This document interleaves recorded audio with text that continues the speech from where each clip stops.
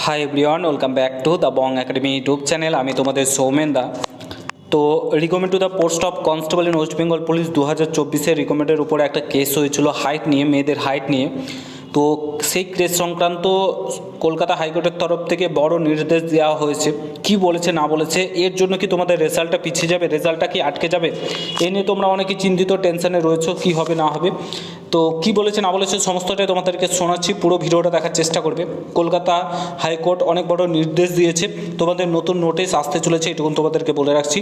তো পুরো ভিডিওটা দেখো। চ্যানেলে নতুন হলে অবশ্যই চ্যানেলটাকে সাবস্ক্রাইব করে পাশে থাকা বেল আইকনটাকে প্রেস করে দেবে। যখন আমি নতুন ভিডিও আপলোড করব তার নোটিফিকেশান সর্বপ্রথম পেতে অতি অবশ্যই চ্যানেলটাকে সাবস্ক্রাইব। কনস্টেবল নিয়োগ লিখিত পরীক্ষা সহ তালিকা প্রকাশের নির্দেশ কলকাতা হাইকোর্টের তরফ থেকে। রাজ্য পুলিশ কনস্টেবল পদে নিয়োগের প্রক্রিয়ায় লিখিত পরীক্ষা নম্বর সহ তালিকা প্রকাশ করার নির্দেশ দিল কলকাতা হাইকোর্ট।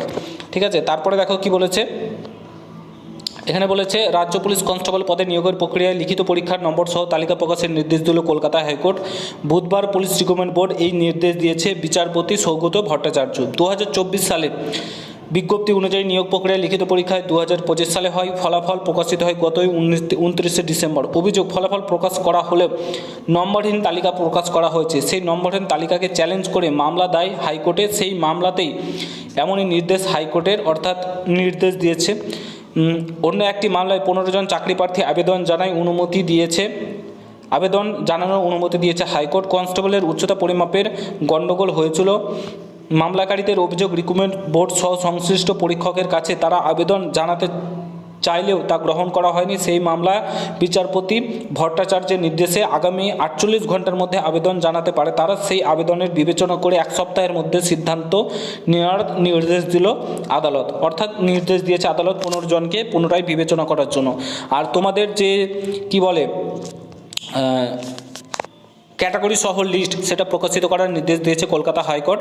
তো সেটা খুব শীঘ্রই প্রকাশিত করে দেবে।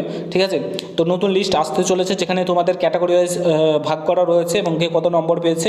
আর তোমাদের 15 জনের যে কেসটা রয়েছে সেটার প্রভাব তোমাদের রেজাল্টের উপর পড়বে না। রেজাল্ট তোমাদের ফেব্রুয়ারি মাসে আশা করি চলে আসবে এবং তোমরা ভালো করে রেডি হয়ে যাও। তোমাদের ফাইনাল মেরিট লিস্ট চলে আসছে এবং খুব শীঘ্রই তোমরা ট্রেনিং সেন্টারে যেতে চলেছ এবং কি বলে অল দ্য বেস্ট। প্রত্যেককে রেজাল্ট আসছে, যে যাই বলুক তোমাদের 20 ফেব্রুয়ারির পর যে কোনো দিনে তোমাদের রেজাল্ট চলে আসবে। ঠিক আছে, এ নিয়ে একদমই টেনশন করো না। আর এখন ভালোভাবে থাকো। খুব শীঘ্রই পুলিশ ভেরিফিকেশানও তোমাদের হতে চলেছে, ডকুমেন্টস ভেরিফিকেশান সহ করে সমস্ত কিছু হতে চলেছে এবং অল দ্য বেস্ট প্রত্যেককে। আর তোমাদের এই যে কেসের প্রভাব তোমাদের নিয়োগের ওপর কোনো মাত্রায় পড়বে না, কারণ ভোট আসছে সামনে। ভোটের আগে তোমাদেরকে নিয়োগ করাবে, এটুকু আমি তোমাদেরকে চ্যালেঞ্জ সহকারে বলে দিতে চাই। ঠিক আছে, দেখা হচ্ছে অন্য কোনো ভিডিওতে। ভালো থেকো, সুস্থ থেকো, গুড বাই, জয় হিন্দ, বন্দে মাতরম।